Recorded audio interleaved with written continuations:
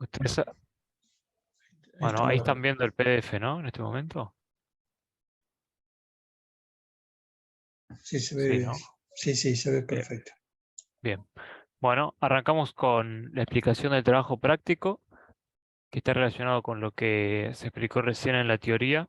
Lo que vamos a ver acá es cómo implementar cada uno de los ejercicios detallados en esta parte, donde dice consignas, del 1 al 8, en, en, en código, usando el lenguaje de programación Python, usando eh, como, como plataforma para escribir el código, las notebooks de Google Colab.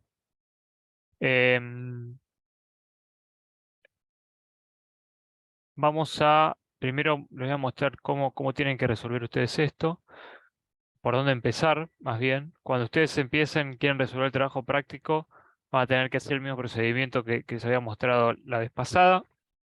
Es decir, van a tener que agarrar y crearse una notebook de cero, de Google Colab, en su Drive. No les vamos a dar un template, sino que ustedes van a crearse una de cero y lo que les va a aparecer es algo como esto que estoy mostrando acá. Lo primero que van a hacer es cambiarle el nombre. Ahí en el campus se les va a dejar detallado cómo tienen que ponerle el nombre acá. Yo acá, por ejemplo, puse mi nombre y simulé el curso, pero bueno, después en el campus ustedes fíjense que va a tener detallado cómo poner el nombre.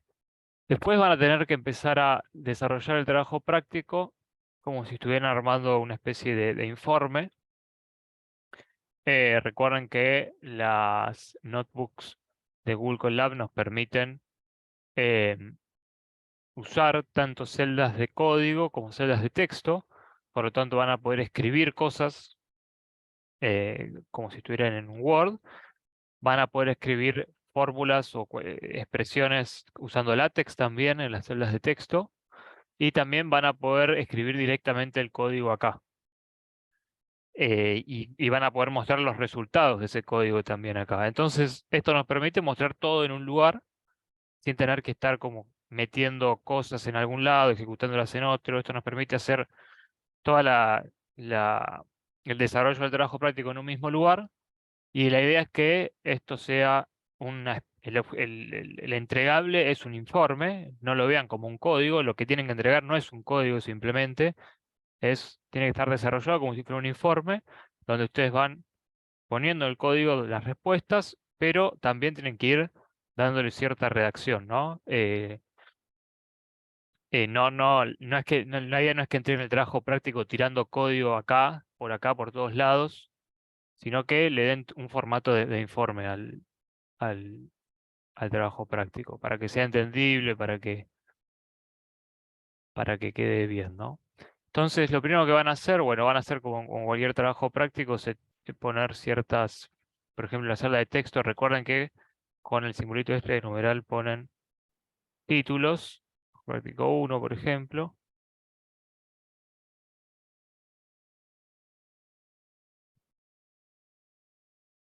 Recuerden también que eh, a medida que van agregando numerales se hace como más chico, eh, se haciendo como más chico el subtítulo.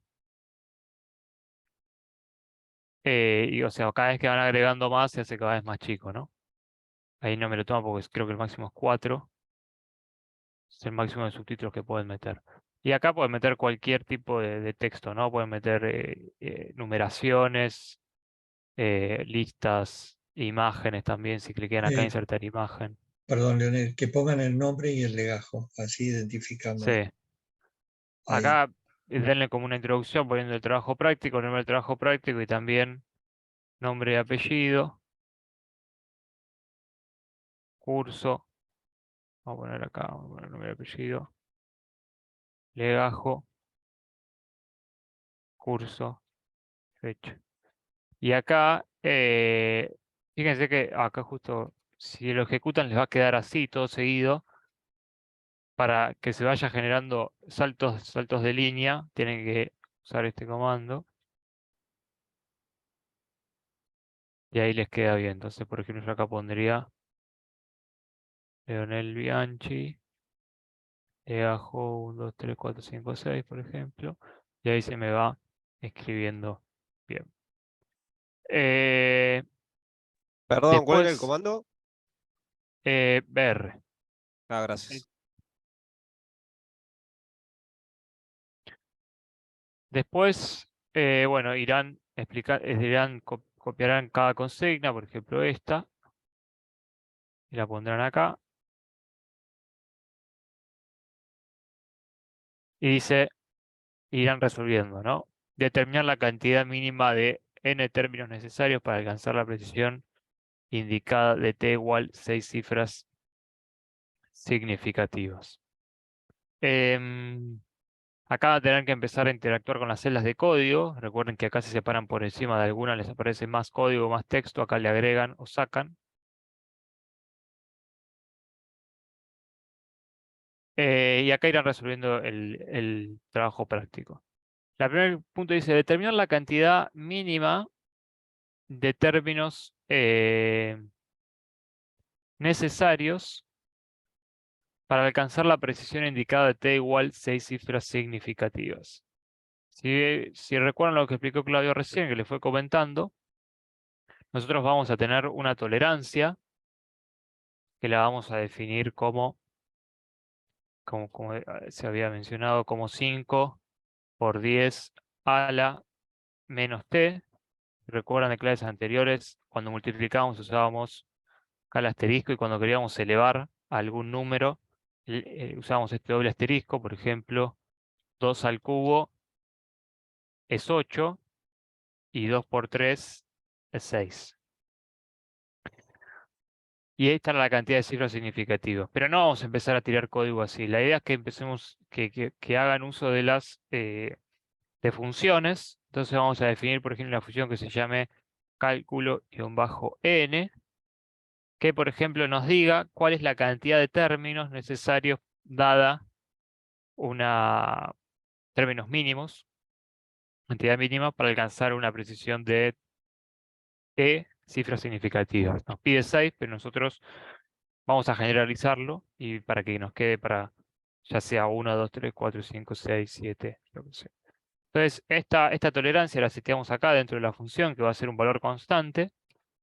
Fíjense que es constante, ¿por qué? Porque si yo quiero 6 cifras significativas, la tolerancia va a ser 5 por 10 a la menos 6, y eso es da algo, da un valor, que va a quedar guardado en la variable tol.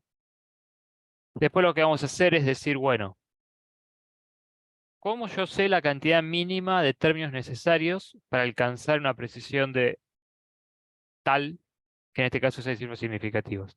Lo que tengo que ir viendo es agregándole términos a mi aproximación, le voy agregando términos, y en el momento en que la tolerancia a esta me da menor, perdón, el error relativo me da menor que esta tolerancia, que me viene dada por la cantidad de cifras significativas, en el momento que se cumple eso, justo en ese momento que el error relativo es menor que esta tolerancia, me fijo cuál es la cantidad de términos que quedaron. Evidentemente, si yo sigo agregando términos, la condición de que el error relativo menor a la tolerancia se va a seguir cumpliendo, pero yo quiero la mínima. Entonces lo que voy a hacer es decir, bueno, primero lo primero que tenemos que hacer es definir el error relativo, ¿no? ¿A qué era igual el error relativo? El error relativo era igual eh, a lo que tenemos acá.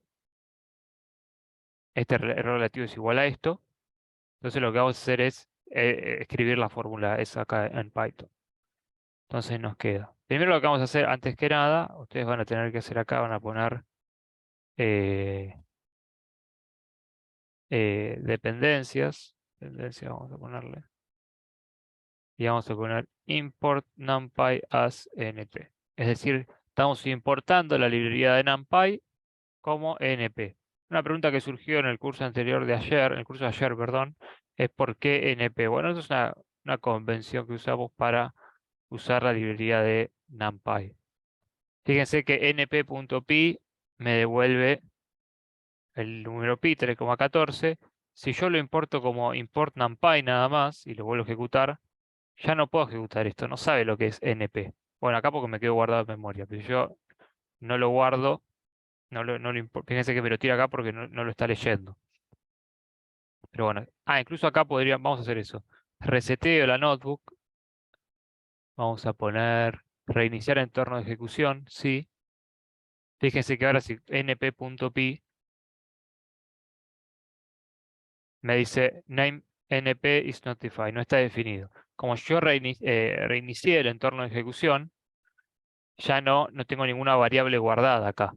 Entonces no sabe lo que es np. Antes me lo estaba tomando porque a pesar de que yo volví a importar NumPy, me lo dejó guardado de antes. Entonces lo que tengo que hacer, como yo importé NumPy sin ningún as, o sea, sin ningún, no como np ni como nada, sino por NumPy, para poner el punto .py, le pongo numpy.py. No corrí la línea, había reiniciado el entorno y ahí me lo toma. Si yo le pongo en por NumPy as, por ejemplo, mi nombre, Lionel, pongo Lionel.py, para que quede evidenciado que también me lo toma, no hace falta que resete acá porque estoy usando este nuevo. Me lo toma también. Entonces esto no es que es NP siempre, es lo que sea, pero uno siempre en toda lo que vaya a encontrar seguramente lo encuentre con NP, entonces bueno, vamos a dejarlo como corresponde. Entonces, volviendo a lo nuestro, vamos a definir el error relativo como np.py sobre 2. Esto lo vamos a elevar a la 2 por n. Y esto lo vamos a dividir por el factorial, que se define como np.math.factorial de 2 por n. ¿Cómo saber por qué? Yo sé que es np.py, np.factorial. Bueno, ustedes tienen que ir a la documentación de NumPy, vienen acá y acá lo irán buscando, ¿no? La verdad que bueno, por ejemplo, acá está explicado lo del NumPy. Acortamos el nombre importado de NP para mejor lectura del código usando NumPy. Esto es ampliamente adoptado por convención. Y dice que lo tenés que seguir. Bueno, acá todas estas cosas están explicadas, no es que estamos dando algo que nos parece a nosotros, es algo que está en la documentación. Y siempre que no sepan algo, se recuerdan que siempre lo pueden venir a leer acá y es lo que deben hacer, ¿no? Consultar la documentación.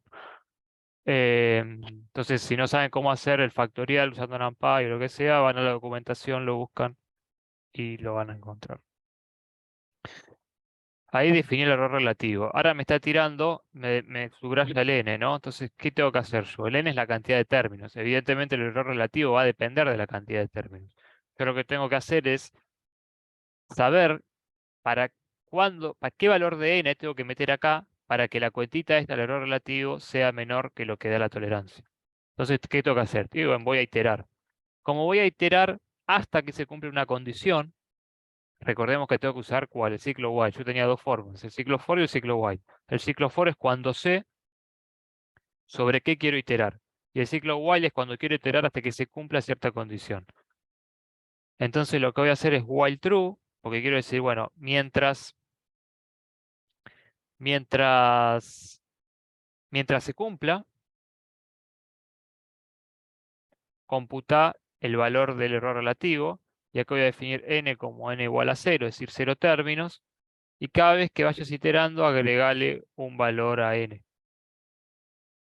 N igual n más 1. Actualizar el valor de la cantidad de términos y calcular el error relativo. Cuando calculas el error relativo, fíjate si el error relativo es menor a la tolerancia. En caso que sea en caso que esto se cumpla, es decir, este condicional de que el error relativo sea menor a la tolerancia, break significa frenar el while. O sea, no sigas ejecutando el while. ¿Y qué haces? Me decís, pongo return n. Es decir, vos haces este ciclo while, que es andá sumándole, andá término por término. Esto es lo que hago con n igual a n más 1. Agarra el término 0, después pasa al 1, después al 2, después al 3 y computa el error relativo, ¿no? En el momento que ese error relativo para la cantidad de términos que estás iterando te da menor que la tolerancia, no sigues iterando y decime cuál es la cantidad de términos. Y ahí voy a tener la cantidad mínima de términos para tal que se cumple esta condición. Guardamos esta función y si pongo cálculo-n de 6, ahí me da que la cantidad mínima de términos para alcanzar la precisión de t igual a 6 cifras significativas es 6. Antes de pasar al siguiente, tienen que también, siempre que definen una función, hacer como lo que se llama docstring, es como la documentación de la función, ¿no? Entonces acá lo que vamos a poner es una breve descripción de lo que hace la función, devuelve la cantidad mínima de términos para alcanzar una precisión de cifras significativas.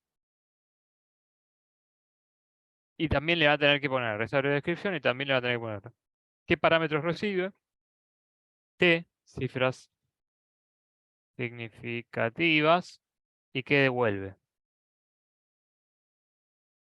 Vamos a poner el resultado.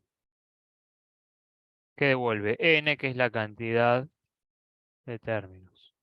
Entonces acá yo con este docstring que me quedó acá, yo ya sé qué hace la función, qué le tengo que pasar como parámetro y qué me va a devolver. La guardo, la vuelvo a ejecutar y me sigue funcionando bien. ¿Hasta acá? ¿Acá alguna duda?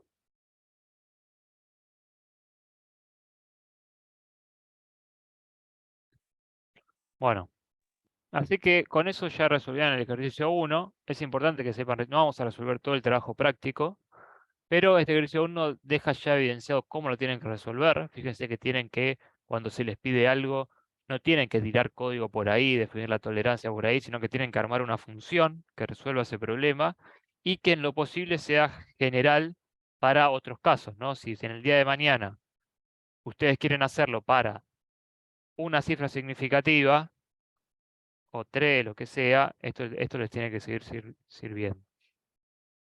Entonces, eso lo tienen que tener en cuenta. Vamos a pasar al ejercicio 2.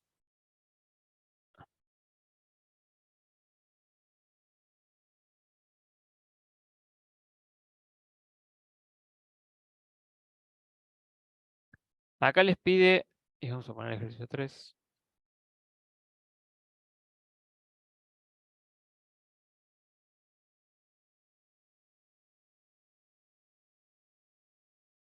Acá les pide, punto 2, confeccionar el diagrama de flujo necesario para aproximar el seno de un ángulo entre 0 y 90 grados, pi sobre 2 radianes, mediante la serie mencionada previamente utilizando n términos. Siendo n estos términos que ustedes calcularon en el ejercicio punto número 1. Y el punto 3 dice implementar en Python el diagrama de flujo desarrollado en el punto anterior, o sea acá, en una función Taylor XN mediante la serie mencionada previamente utilizando n términos. Fíjense que el punto 4 y 5 es similar, pero para la función seno tienen que hacer el diagrama de flujo de la función seno para aproximar el seno de cualquier ángulo y después implementar esta función en Python. Después van a tener que hacer un gráfico de la función seno que ustedes están aproximando versus la función exacta del seno. Y después van a tener que hacer una tabla que compare los valores para distintos ángulos entre 0 y 90, tanto la aproximada como la exacta. Bueno, acá es el gráfico y los van a tener que superponer ambos gráficos. Que después vamos a ir a ese punto. Pero tengan en cuenta que tienen que hacer el diagrama de flujo. Tanto el punto 2 como el punto 4 son los importantes. Y después van a tener que implementarlo en Python. Para hacer los diagramas de flujo van a tener que recordar lo que les explicó Juan Pablo hace creo que dos o tres clases. Pueden hacerlos como ustedes quieran, usando la herramienta que quieran, siempre que cumpla con todo lo que había explicado Juan Pablo. Si había en la cátedra presentamos esta herramienta, diagrams.net. Y recuerden que lo pueden, cuando ustedes confeccionan acá el diagrama de flujo, recuerden que lo pueden guardar, exportar como PNG. Lo exportan como PNG, les van a descargar la imagen como PNG. Y lo que tienen que hacer después, para que se muestre acá en el informe final, es insertar una celda de texto y poner acá insertar imagen y se les va a abrir el explorador de archivos.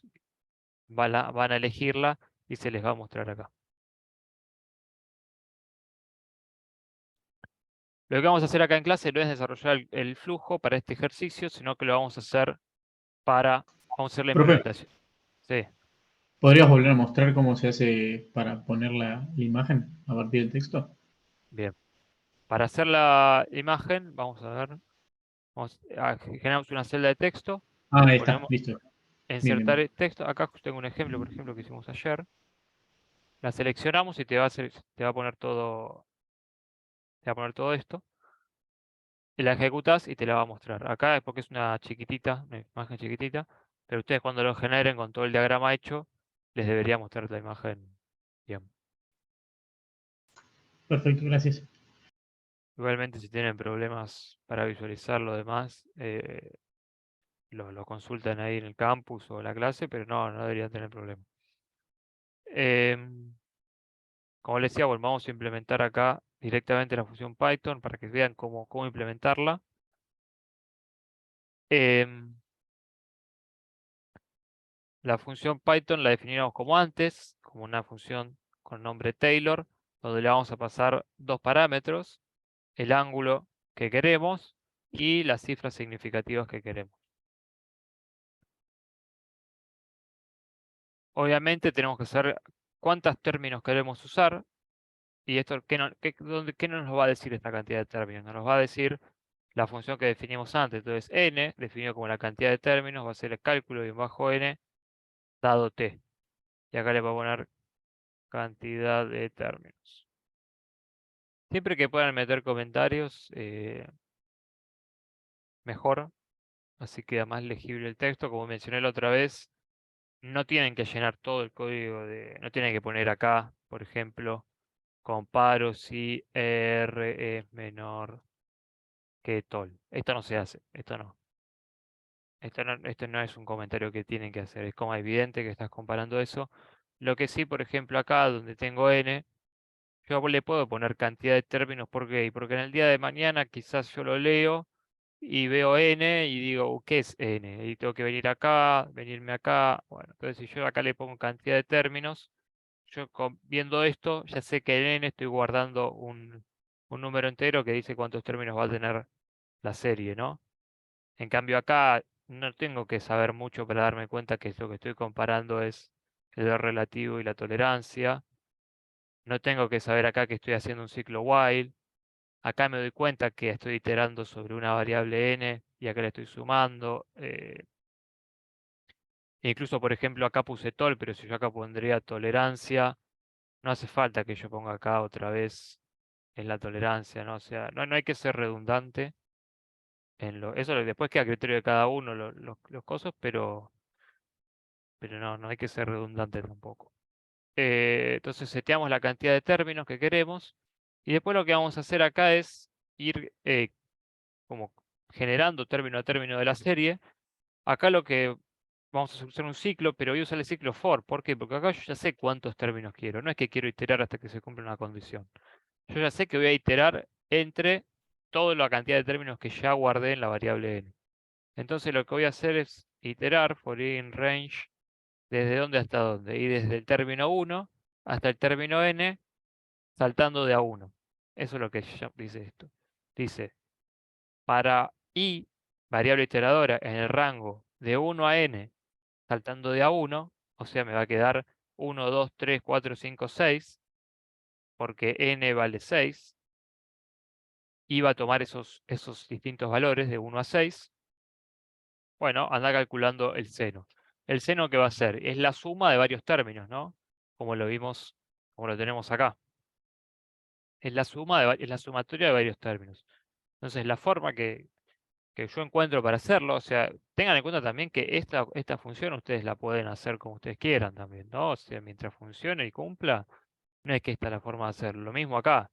Yo acá la metodología que adoptamos acá en la cátedra para mostrar la resolución es sumando los términos, por ejemplo, en este caso del Taylor, calculo el primer término, lo guardo en la variable seno, calculo el segundo término y se lo sumo al primer término y lo guardo en la variable seno, voy al tercero y le sumo al término 1 y al 2.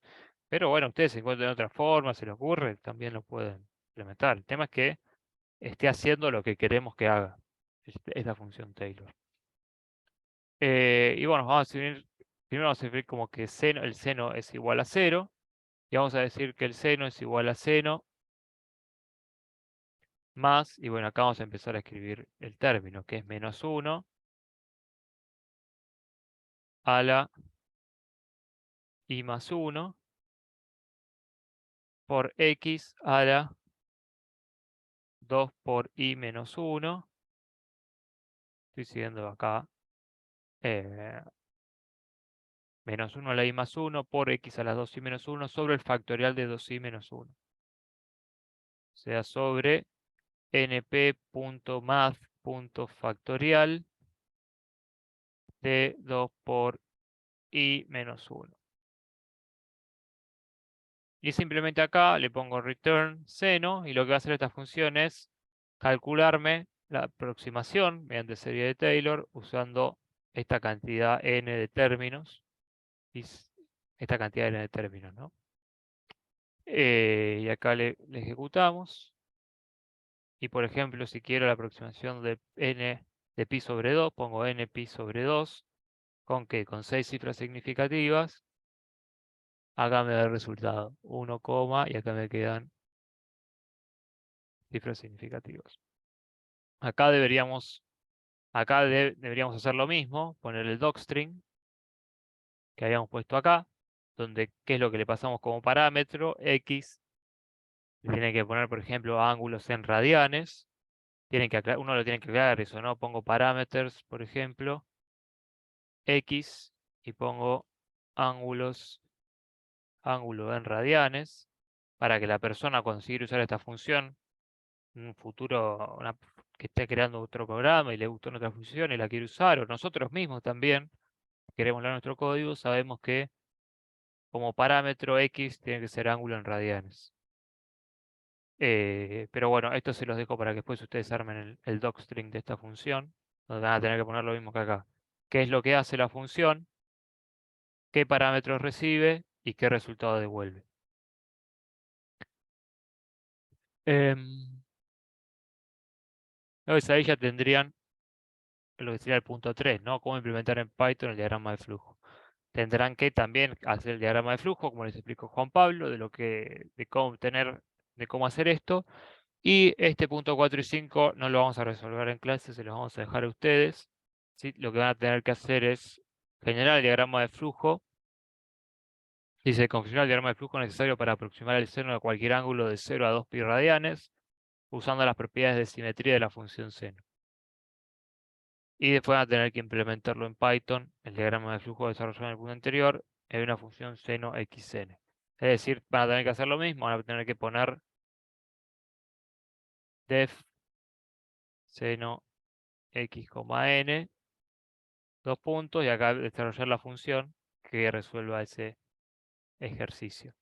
Van a tener que usar el conditional if, si por ejemplo x o el ángulo que quieren calcularle el seno está, por ejemplo, entre 0 y 2, entre pi sobre 2, van a tener que hacer algo, van a tener que poner un el if, es decir, si no está entre 0 y pi sobre 2 y está entre pi sobre 2 y pi otra cosa, bueno, van a tener que empezar a jugar con eso para generar esta función.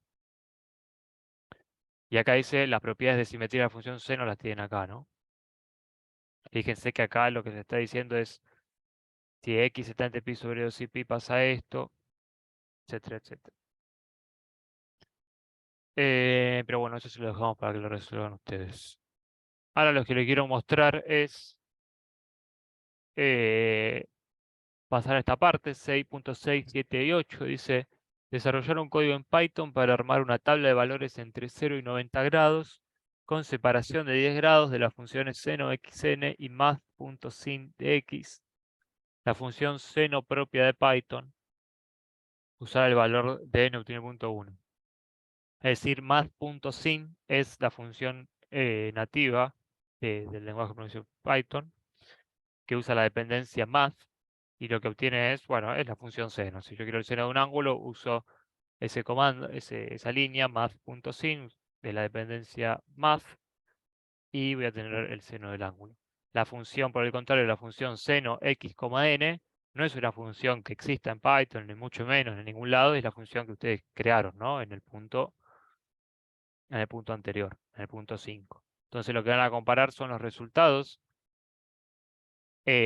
para los ángulos entre 0 y 90 grados, que les da su propia función que crearon, seno xn, y la de exacta de más punto sin.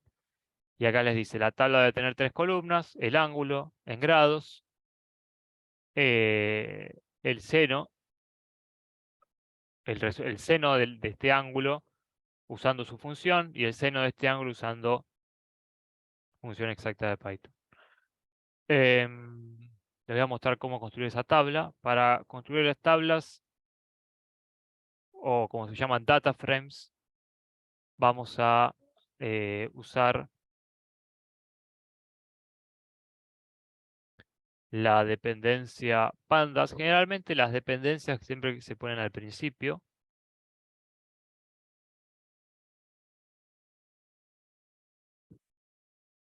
Acá le voy a dejar como comentario operaciones entre vectores, operaciones matriciales. Vamos a poner matemáticas vectoriales y matriciales. Y esto es para manipulación de tablas y datos.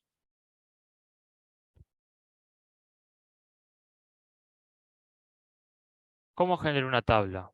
Bueno, recordemos que la dependencia de esta pandas la importé como PD, entonces siempre que ponga PD se va a referir a esta dependencia pandas. PD.dataframe es lo que yo tengo que usar para generar una tabla. Pongo data igual, y acá usando el tipo de dato diccionario, la estructura de dato diccionario, que es la que vimos hace unas clases, voy a empezar a definir las columnas y el contenido de esas columnas. Pero antes, tengo que definir qué va a tener esas columnas, ¿no? Bueno, ¿qué va a tener esa columna? Bueno, voy a tener una columna que se llame ángulos. Vamos a ponerle ángulos, 2 puntos, y bueno, acá voy a poner none por ahora. None significa como que es un vacío. Después voy a tener una columna que se llame el seno. El seno. Y después una columna que se llame math.sin, que es la que usamos con la dependencia math. Si yo esto lo ejecuto,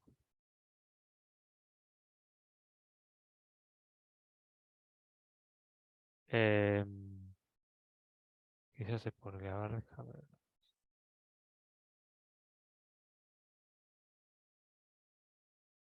Mm,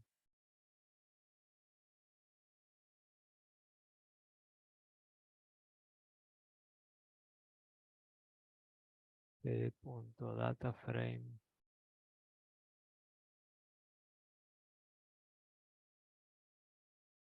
No sé dónde la estoy pifiando acá.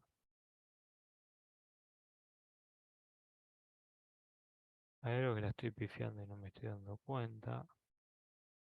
Dice, if using all scalar values, you must pass an index. Es solo texto todo, ¿no es cierto? ¿Cómo? Todo es texto nada más, ¿no es cierto? ¿En qué sentido todo texto? Sí, donde te da el error. Ahí Ahí apareció. está. Sí, es porque le tengo que pasar en formato lista Ujú. el contenido. Entonces, fíjense que acá generé una tablita donde tengo, por ejemplo, los ángulos. Acá le puse cualquier valor 1, 2, 1, 2. Pero ya ven que ya tiene el formato de tabla, ángulo, seno y más punto sin. Y acá voy a poner, en esta columna voy a poner todos los ángulos entre 0 y 90, de 10 en 10. El seno de los ángulos que están acá y el más punto sin, es decir, el seno exacto de los ángulos que están acá. Vamos a generar primero los valores, ¿no? ¿Qué iría en, por ejemplo, en ángulos? En ángulos lo que nosotros tendríamos es una lista de valores que van a ir como. Van a ir por in range ¿de qué? De 0 a 90 cada 10, ¿no? Y vamos a mostrar, ya me faltó el i. Fíjense que no necesité usar este tipo de ciclo for, así, donde pongo for i y acá meto algo.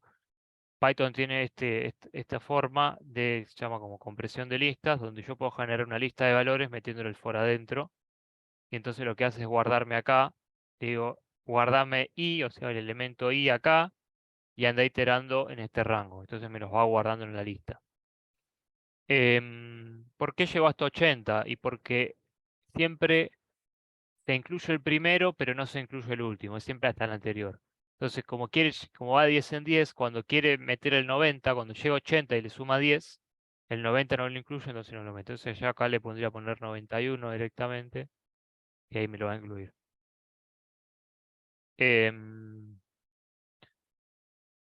Porque acá generalmente si uno lo hace bien técnicamente, siempre se pone como ángulo más 1, ¿no? O la variable que sea más 1. Pero bueno, lo dejamos ahí 91. Fíjense que ahí nos quedó ya lo que iría en el vector de ángulos, la columna de ángulos. Si nosotros ahora quisiéramos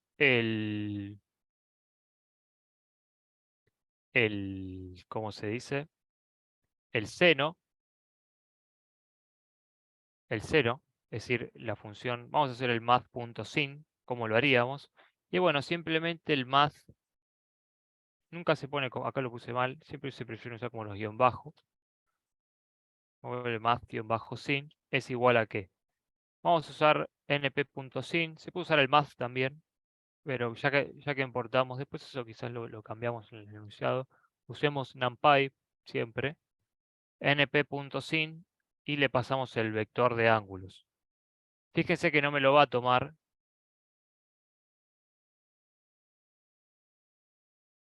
Bueno, sí, me lo tomó. Pero, porque lo entiende a esta lista. Pero, ¿cuál es el tema? Acá me lo convirtió a un array. Pero si yo, por ejemplo, este ángulos lo quiero multiplicar por 2, fíjese que lo que hace es tomármelo como si fuera una caja y me la duplica, ¿no? 0,80, 90 y vuelve a empezar acá. Si yo esto lo convierto a un NumPy array,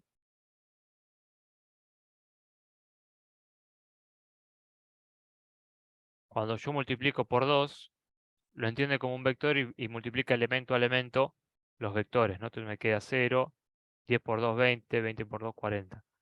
Siempre que trabajemos con cosas así, siempre preferiré pasarlo a un NumPy array y nos facilita todas las operaciones.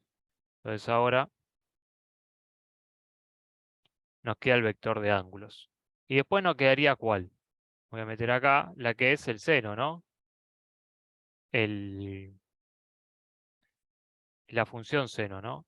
Vamos a ponerle seno aprox.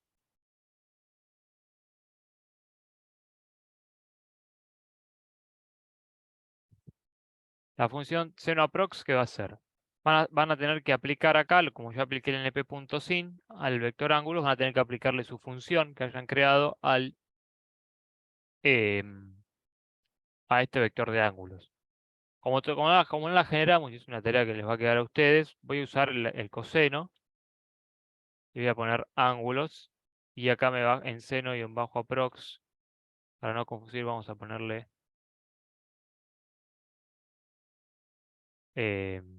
más guión bajo cos.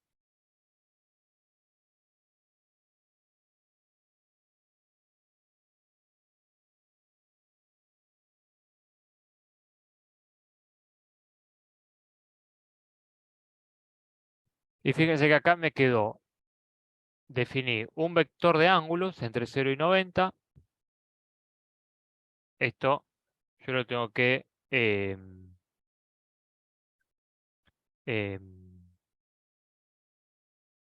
por np.pi dividido 180. Y ahí lo tengo en radianes.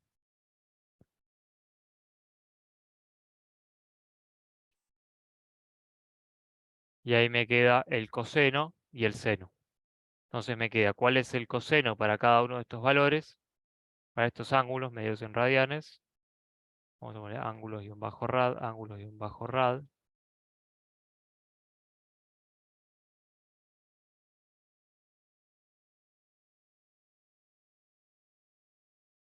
Y ahí me queda el vector de ángulos, el vector de el coseno de esos ángulos y el vector de el seno de esos ángulos. Entonces ahora voy a reemplazar acá cada uno de esos arrays, ángulos-rad. Acá iría en seno, vamos a ponerle math-cos, vamos a ponerle math, el nombre del array que contiene los valores, y acá math-sin. Si esto lo ejecutamos, nos queda la tablita con todos los ángulos medios en radianes, vamos a ponerle -rad, los ángulos medios en radianes, el coseno de esos ángulos y el seno de esos ángulos. El paso siguiente, ¿cuál sería? Bueno, sería hacer el gráfico de estos valores, ¿no? ¿Cómo graficamos esto? Bueno, les voy a mostrar cómo graficar. Para graficar vamos a usar la librería que se llama matplotlib. Acá le pongo .pyplot porque pyplot es el módulo que quiero usar en este caso. ASPLT. Le voy a poner gráficos.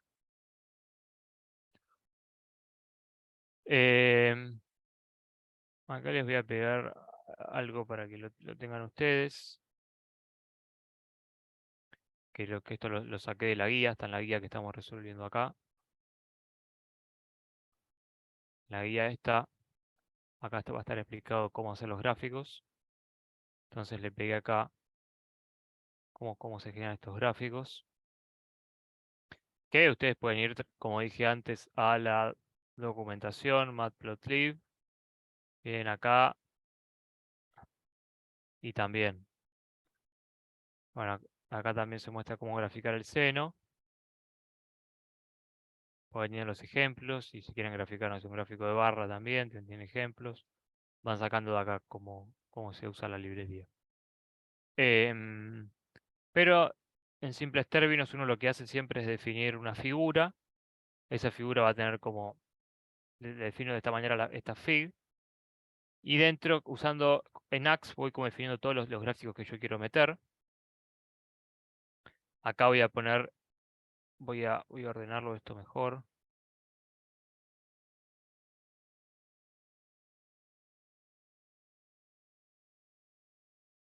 Acá voy a poner el eje X, que sería ángulos-rad.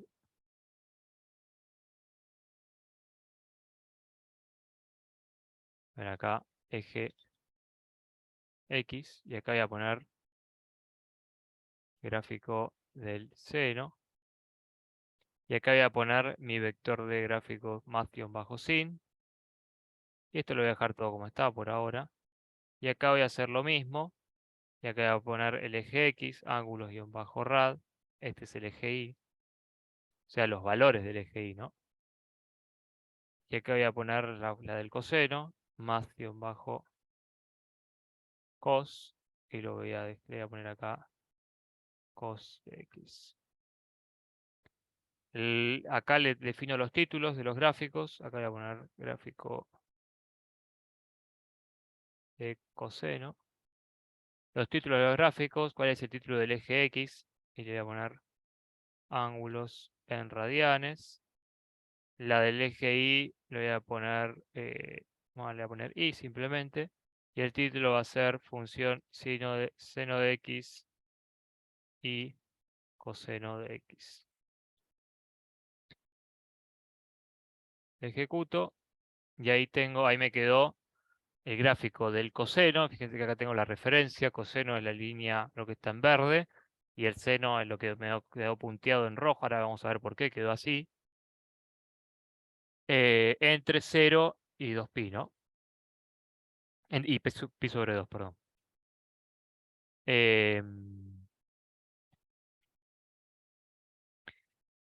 ¿Por qué me queda uno de otra manera? ¿Cómo seteo esto? Y bueno, con los parámetros que hago acá, ¿no?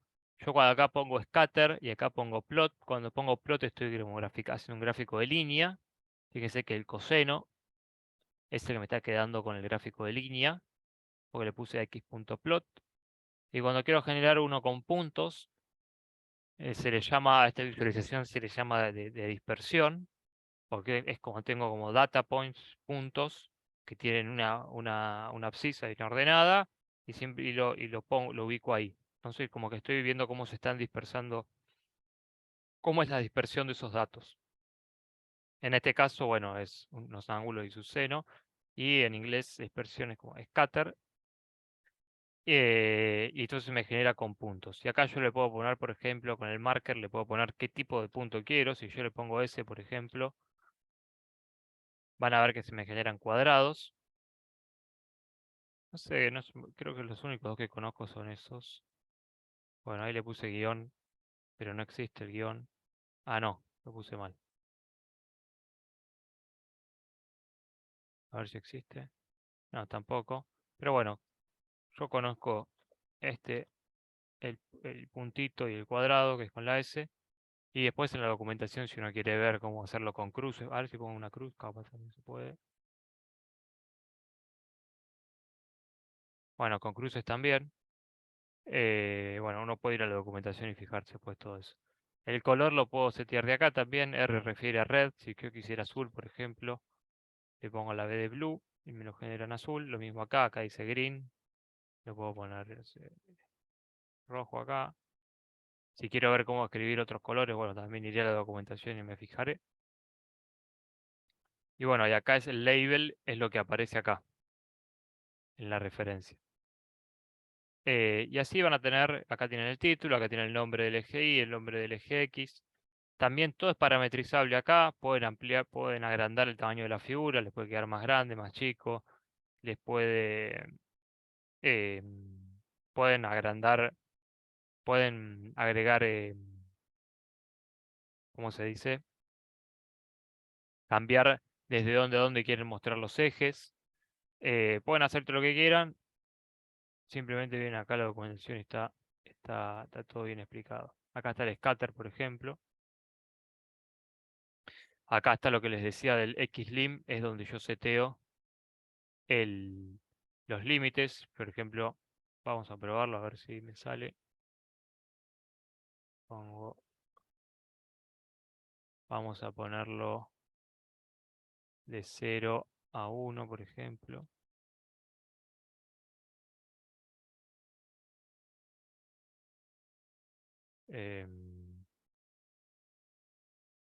Lo tengo que meter acá adentro. Ya definí el XLIM. Lo metí ahí adentro. Ya tengo el x.set. Igual, vamos a ponerle de 0 a 1.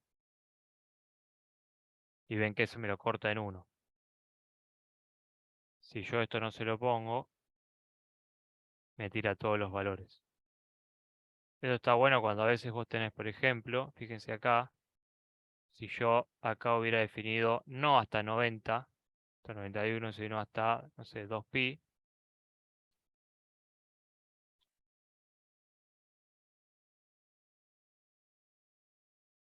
Ahora la tabla me va a quedar más larga, me va a quedar hasta 36 porque voy de 10 en 10. Y yo hago el plot, ahí me queda el gráfico del seno y el coseno. Y yo si quisiera, por ejemplo, verlo de 0 a 2pi, no tendría que volver a generarme la tabla, los otros datos y demás. Si mi único objetivo es hacer otra visualización, yo simplemente pongo acá xlim igual de 0 a np.pi sobre 2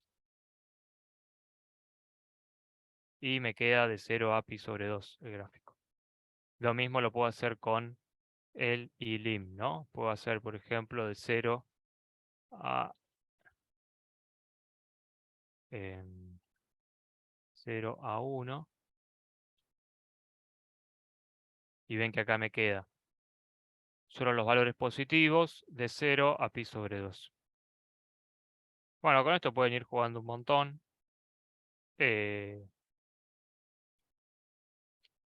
La idea es que recorran esto, consulten la documentación, le agreguen cosas. Incluso acá está escrito como en números. pueden representarlo en radianes como debe ser, o sea que acá no diga 2pi, no diga 6, sino que diga 2pi, acá que diga pi, acá que diga 0, acá que diga pi sobre 2, por acá. Los dejo para que ustedes lo naveguen y lo hagan, que lo van a tener que cambiar cambiando el nombre de los ejes, ¿no? ¿Qué me queda de esto? Acordate cómo, una vez que está terminada, cómo guardar el archivo para subirlo al campus. Bien. Para guardar el archivo, supongamos que ya terminaron, ya generaron la tabla y demás. Lo que les decía también al principio de que quede en formato informe es que no les quede como quedó acá, por ejemplo, sino que vayan ustedes explicando acá, que no cuesta nada. Por ejemplo, acá ustedes le ponen acá y le ponen, no sé, generación de tabla resumen. ¿Ven? Y acá le pongo, por ejemplo, defino los vectores de ángulos seno y coseno. Y acá también defino la función Taylor. Entonces que tenga como una narrativa, un desarrollo y que no sea código tirado por ahí, ¿no? Lo mismo acá en el gráfico. Genero el gráfico de lo que le pidan y demás. Como dice Claudio, cuando terminan esto, lo revisan y está todo ok. Una cosa que también está buena para validar es que pongan reiniciar y ejecutar todo. ¿Sí?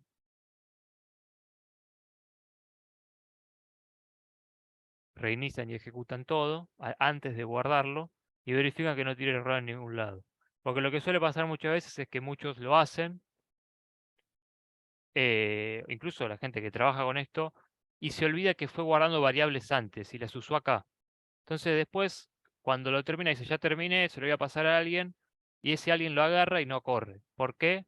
Porque cuando lo está testeando, tiene guardado acá en memoria unas variables que no están escritas, no les quedaron en ninguna celda, sino que las borraron la celda, pero le quedó la variable guardada ahí y no se dio cuenta. Entonces, siempre antes ponen entorno de ejecución, reiniciar y ejecutar todo, y vean que no les tire error en ningún lado y que se hayan replicado todos los resultados. Cuando hacen eso, pueden archivo, descargar como IPyNB, que es la extensión de una notebook, no de una notebook de Google Colab, sino una notebook cualquiera. Acá usamos Google Colab, pero existen otras formas de generar notebooks. Esta es la extensión que tienen.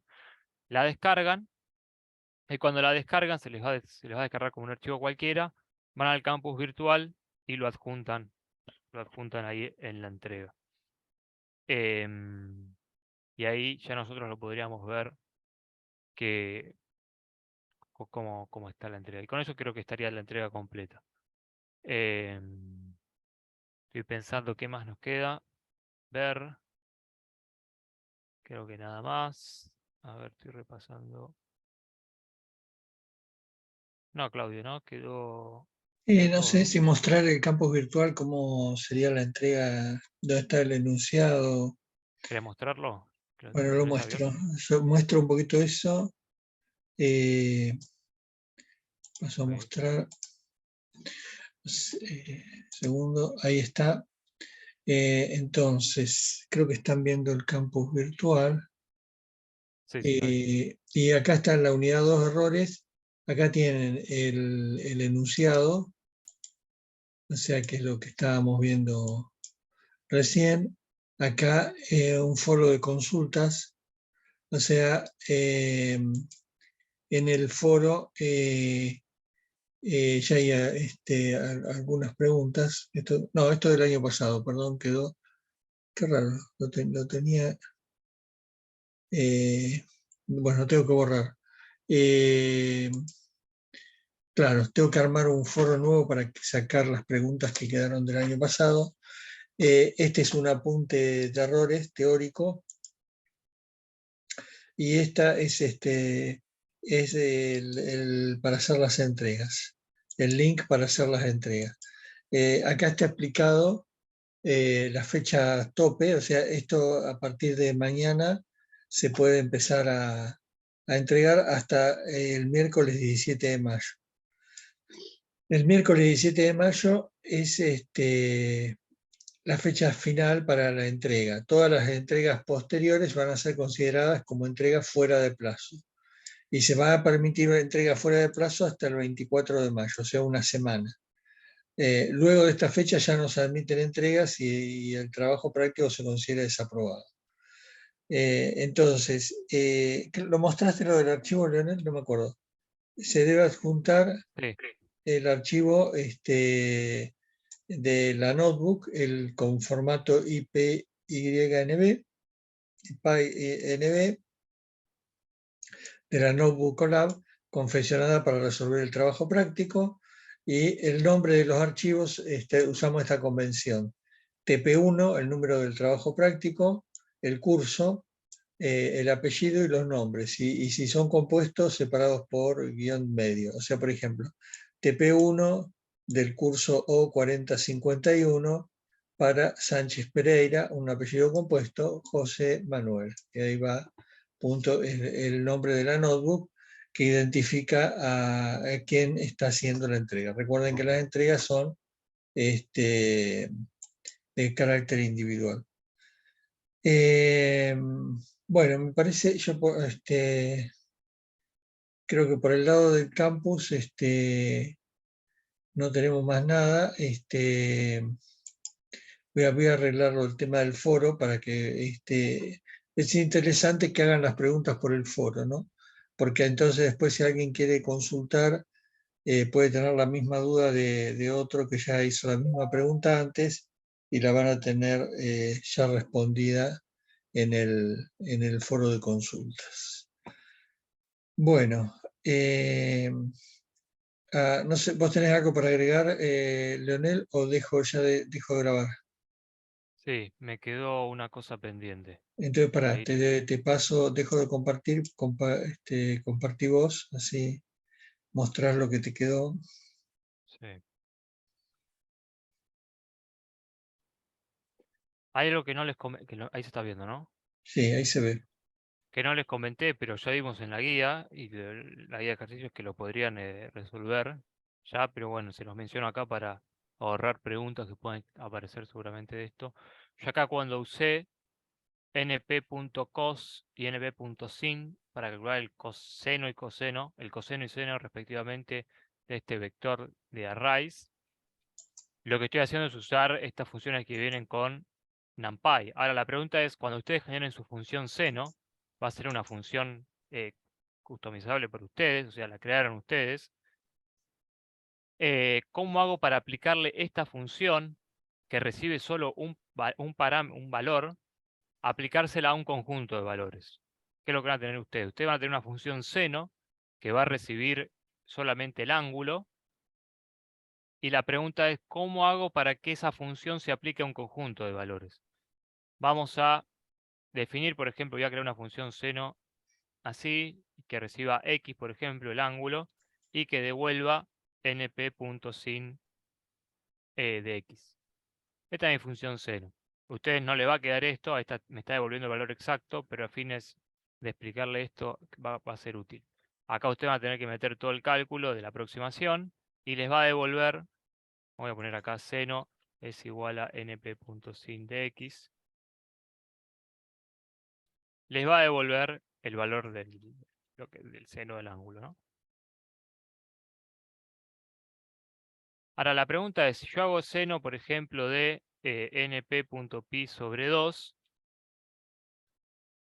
me lo devuelve.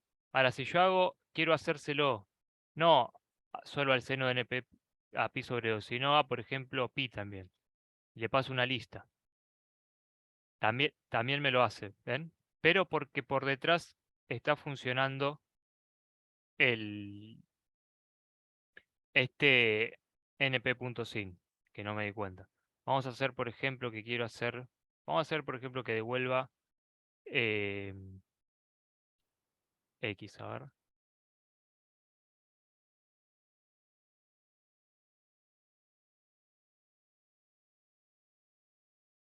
Ahí me lo devuelve. No sé por qué. Porque, a ver.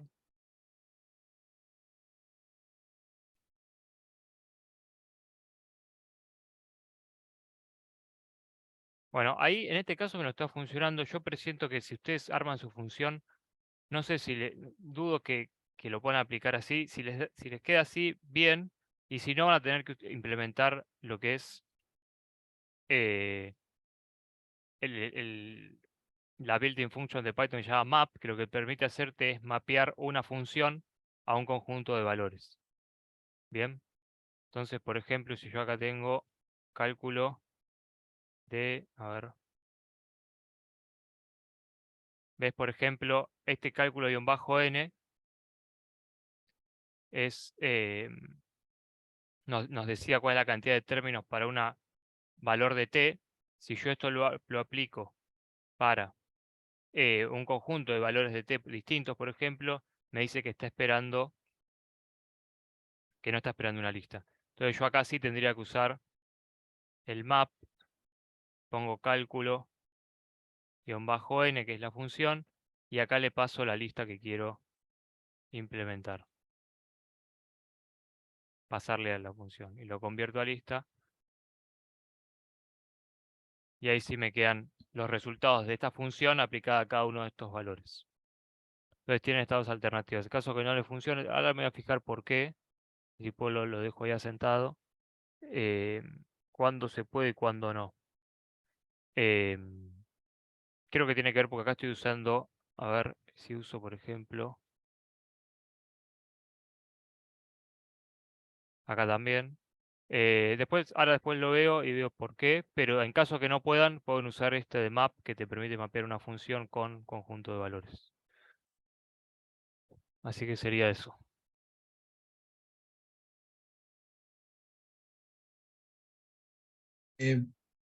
Bueno, cortamos acá la grabación. No sé si alguno quiere hacer alguna pregunta. Si no, ya detenemos la